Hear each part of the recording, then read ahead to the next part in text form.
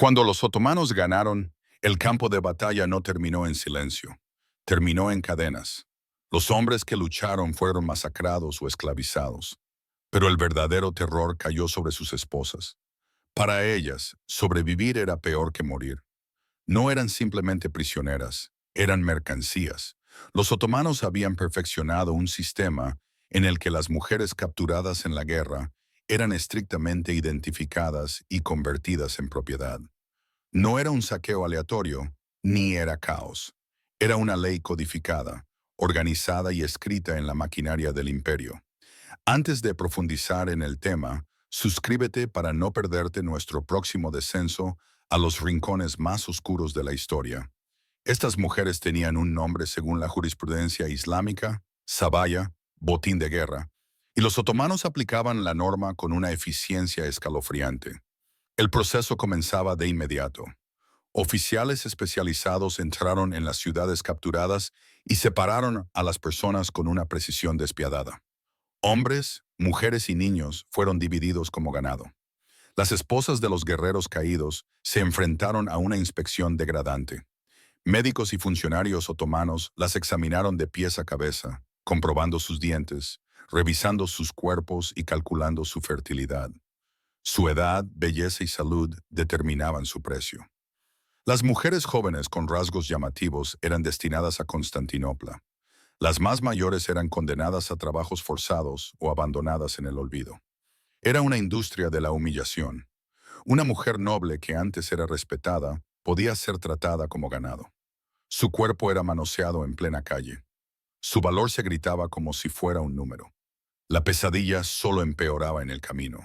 Largas columnas de cautivos encadenados entre sí eran obligados a marchar durante semanas. Algunos se derrumbaban por el hambre o el agotamiento y eran abandonados a su suerte en el camino. Otros eran amontonados en carros como sacos de grano. Llegar vivos a los mercados ya era una forma de supervivencia, pero lo que les esperaba era peor. Los mercados de esclavos del mundo otomano no eran antros secretos sin ley. Eran instituciones oficiales reguladas y grabadas por el Estado. En Constantinopla, Bersa y Anara, las mujeres eran alineadas para su inspección bajo la mirada de compradores ansiosos. Los compradores podían tocarlas, examinarlas e incluso probarlas antes de hacer una oferta.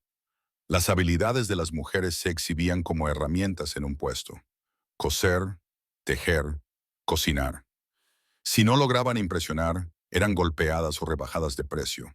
No quedaba dignidad alguna. La humillación era el objetivo. Las mujeres se veían obligadas a sonreír bajo amenaza, a mostrar obediencia, a actuar como si ya hubieran aceptado su destino. Detrás de ellas los escribas lo anotaban todo: nombres, orígenes, edades, valores. Estos libros de contabilidad de la miseria llenaban los archivos otomanos. Las cautivas más bellas se enfrentaban al destino más oscuro. Eran conducidas a los harems del imperio. Olvídese de los mitos posteriores sobre la seda, el lujo y los romances prohibidos. El harem era una jaula dorada, una prisión envuelta en oro. Dentro del palacio de Topkapı, miles de mujeres de todas las tierras conquistadas eran mantenidas en cautiverio, compitiendo por sobrevivir bajo la vigilancia de los guardias Unikuk.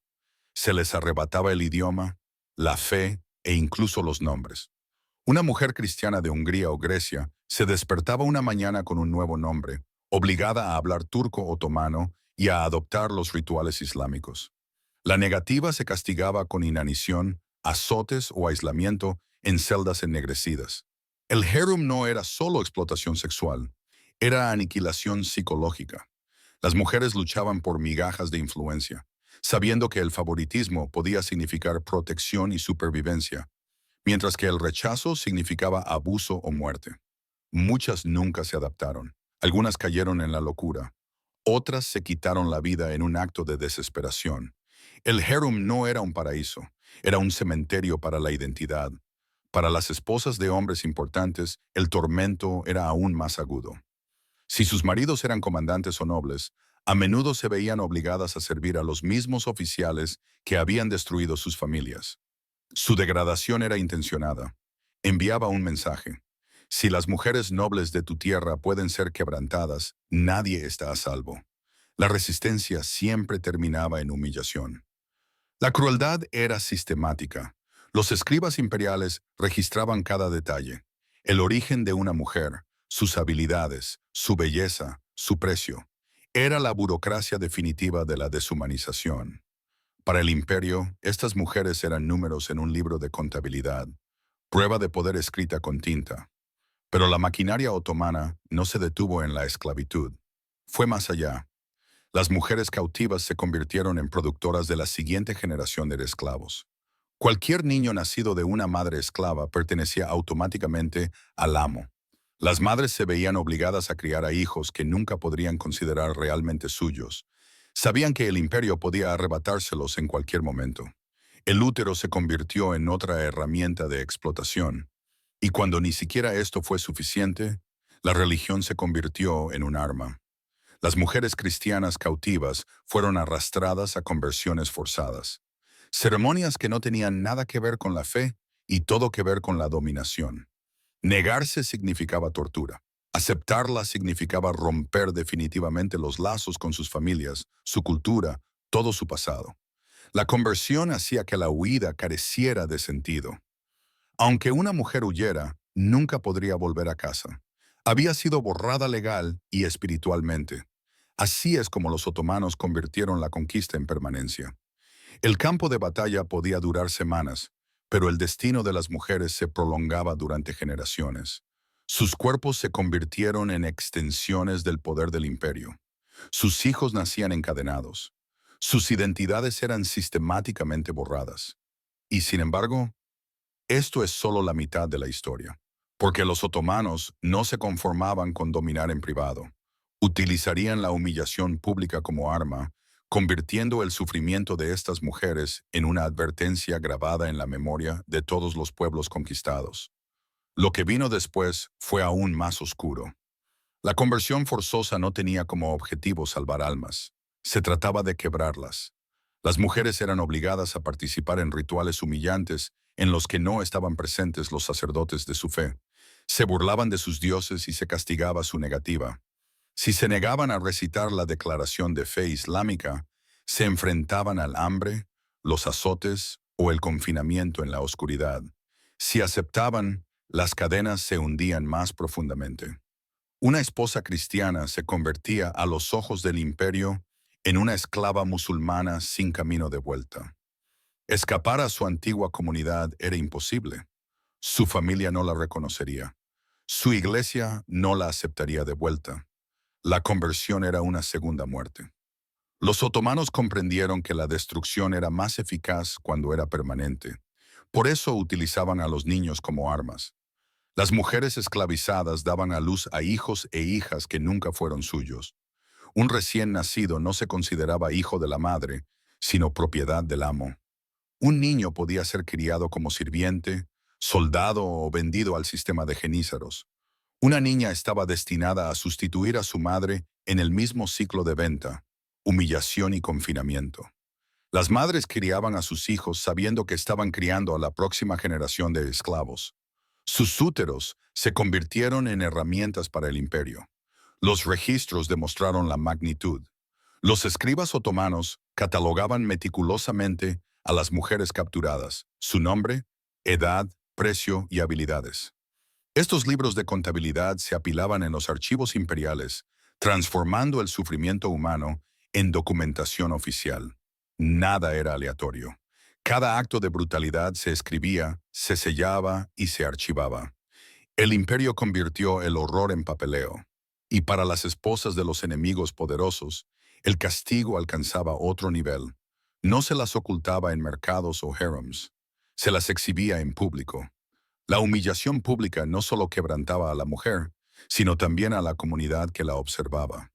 Se convertía en un recordatorio viviente de que ningún rango, ninguna nobleza, ningún linaje podía resistirse al poder otomano. Hubo resistencia, pero tuvo un precio. Algunas mujeres intentaron escapar, sobornando a los guardias, pasando notas a sus familias o muriéndose de hambre como único acto de control. El imperio prosperó con los ejemplos, Pero los otomanos no se conformaban con controlar el presente. Remodelaron sociedades enteras mediante este sistema. Comunidades enteras de los Balcanes, Europa del Este y Oriente Medio quedaron despojadas de mujeres. Generaciones enteras desaparecieron. Las aldeas perdieron a sus hijas, madres y esposas, lo que alteró permanentemente el equilibrio demográfico. Se trataba de una guerra demográfica de exterminio por eliminación. Las cicatrices duraron siglos. Las supervivientes que lograron escapar o fueron liberadas llevaron consigo el trauma durante toda su vida. Algunas ya no podían hablar su lengua materna tras años de asimilación forzosa.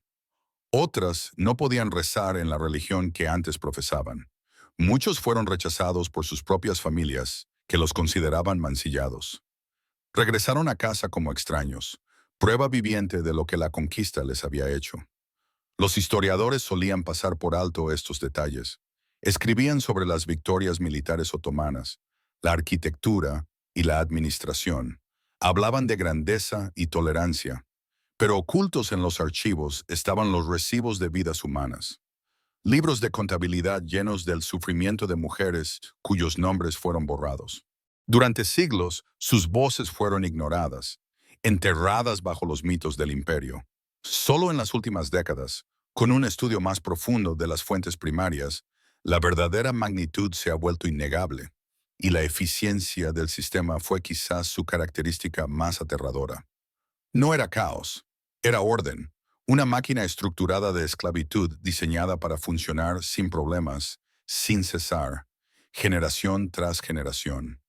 Las mujeres se convirtieron en unidades de valor, su sufrimiento legitimado por la ley, su explotación santificada por el ritual. Los otomanos exportaron esta crueldad. Sus métodos influyeron en otros estados islámicos, extendiendo el precedente de la esclavitud regulada, los harenes y la conversión forzosa. Lo que construyeron se convirtió en un modelo que perduró durante siglos más allá de su imperio. No se trataba solo de historia, era un modelo de cómo un Estado puede despojar a la humanidad mientras lleva la máscara de la civilización. Los cañones destruyeron muros, pero la burocracia destruyó vidas. Uno borró la piedra, el otro borró la identidad. Y en este sistema, ninguna mujer estaba a salvo. Ni siquiera las mujeres nobles, ni siquiera las esposas de los comandantes, ni siquiera los niños nacidos dentro de los muros del palacio. El imperio demostró que la conquista no terminaba cuando se ganaba la batalla. Seguía viva en los libros de contabilidad, en los harenes, en generaciones de niños esclavizados que nunca conocerían la libertad. Pero había algo más, algo que hacía que este sistema fuera aún más oscuro, algo que aseguraba que el sufrimiento de estas mujeres no fuera solo físico, ni solo generacional, sino eterno en la memoria. Porque los otomanos no solo se llevaban los cuerpos, se llevaban los nombres. A todas las mujeres capturadas se les cambiaba el nombre. Todos los registros les arrebataban su origen, convirtiéndolas en propiedad otomana sobre el papel. Pero, ¿y si te dijera que el sistema otomano de esclavitud no era el peor destino? Que algunas mujeres se enfrentaban a castigos tan calculados, tan sádicos, que incluso los propios registros del imperio tenían dificultades para describirlos. Esa verdad es aún más oscura. Algunas mujeres no fueron vendidas, ni repartidas entre harenes, ni enviadas a cocinas o mercados. Fueron destrozadas de formas diseñadas exclusivamente para el espectáculo. Cuando las ciudades resistían demasiado tiempo, cuando los comandantes desafiaban al sultán, sus esposas eran señaladas. El imperio las convertía en advertencias vivientes. El castigo comenzaba con la exposición pública. Las mujeres capturadas eran arrastradas por las calles, encadenadas, golpeadas y exhibidas ante sus comunidades conquistadas. Su humillación no era privada, era una política. A la esposa de un comandante se le podía despojar de sus ropas y exhibir ante los mismos soldados que habían masacrado a su familia. Su cuerpo se convertía en un estandarte de la derrota, su tormento en una lección para los supervivientes. Luego venía el marcado. Hierros candentes presionados contra la piel, quemando símbolos en la carne, no para marcar la propiedad, sino para borrar la dignidad. A otras se las obligaba a desempeñar funciones diseñadas para burlarse de su antigua condición. Las mujeres nobles, que antes se sentaban junto a los reyes, eran obligadas a limpiar los suelos de los cuarteles otomanos. Las esposas de los líderes militares servían vino a los oficiales que habían masacrado a sus maridos. Y no todo acababa con la humillación. A algunas mujeres se las colocaba deliberadamente en situaciones en las que la muerte era lenta y pública. Encerradas en jaulas de hierro, colgadas de las puertas de la ciudad, se las dejaba morir de hambre a la vista de su propio pueblo.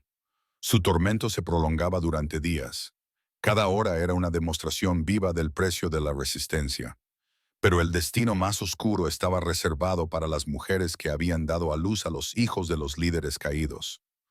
Los otomanos temían los linajes, temían la posibilidad de que algún día un hijo de un comandante derrotado se levantara para reclamar el nombre de su padre. Así que cortaron el linaje de raíz. Los bebés fueron arrancados de sus madres, vendidos o ejecutados. Una madre obligada a ver cómo mataban a su hijo lo entendió inmediatamente. El imperio no permitiría que sobreviviera ni siquiera la sombra de la resistencia. Para algunos, la tortura era metódica. Los oficiales otomanos empleaban la crueldad psicológica junto con el tormento físico. Las mujeres se veían obligadas a elegir entre sus hijos. Uno se salvaba y otro era asesinado, para que su lealtad quedara destrozada para siempre. A otras se las mantenía con vida solo el tiempo suficiente para presenciar la ejecución de sus familiares. Se prolongaba su vida para poder saborear su sufrimiento. Y todo esto se anotaba. Cada acto, cada castigo. Los otomanos documentaban el horror como contables que contabilizan beneficios. Era una prueba de poder. Pero la crueldad iba aún más allá. Algunas mujeres eran utilizadas como armas de conquista. La viuda de un comandante podía ser enviada de vuelta a su propia ciudad bajo control otomano, obligada a difundir la obediencia entre su pueblo. Caminaba como una marioneta. Su supervivencia estaba ligada a la traición a su pasado. Las comunidades que la miraban ya no veían a la esposa de un líder, veían la herramienta del imperio. También se realizaron experimentos de degradación. A algunas mujeres se las mataba de hambre deliberadamente y luego se las exhibía con comida colgando justo fuera de su alcance. A otras se las obligaba a luchar entre sí. Espectáculos similares a los de los gladiadores se organizaban para entretener a los soldados. El imperio no solo quería obediencia, quería entretenimiento. El sufrimiento humano se convirtió en deporte. Las mujeres que se negaban a convertirse eran arrastradas a las mezquitas y golpeadas delante de la congregación hasta que susurraban las palabras de la shahada. Sus voces quebradas se convertían en prueba de sumisión.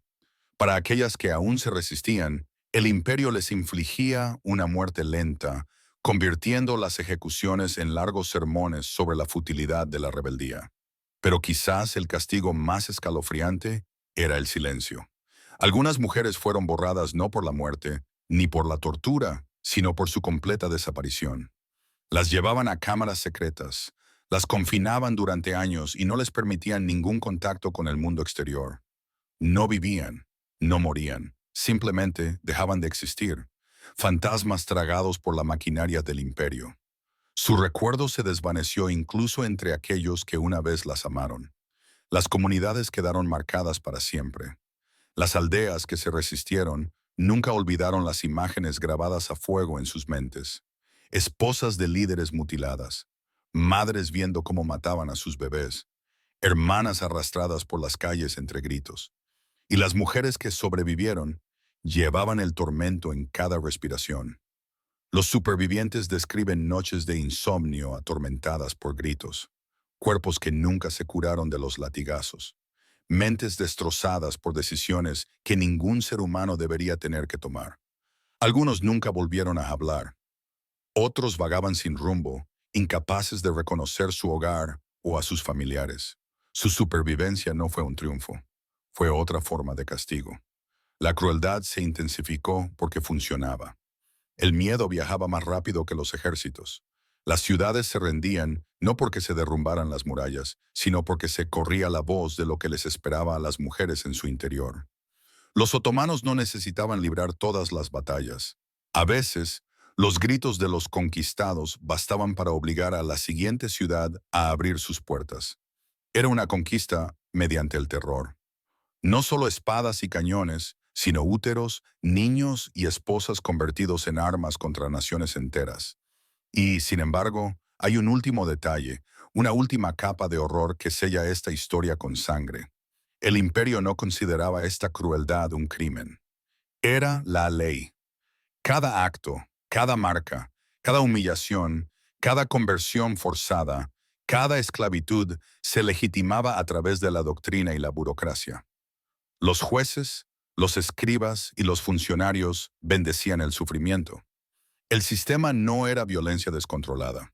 Estaba sancionado, organizado, era legal, lo que significa que la destrucción de estas mujeres no solo se toleraba. Se celebraba como orden, como civilización, como imperio. Y por eso la historia no termina en el siglo XVI. Persiste, resuena, porque una vez que un sistema demuestra que la dominación absoluta puede disfrazarse de ley, sienta un precedente. Otros observaron, otros copiaron. El sistema otomano se convirtió en un modelo para el control de las mujeres en todo el imperio a lo largo de los continentes. Las esposas de los guerreros derrotados no fueron solo víctimas de una única conquista. Fueron la base de un legado de explotación que les sobrevivió, replicado una y otra vez a lo largo de los siglos.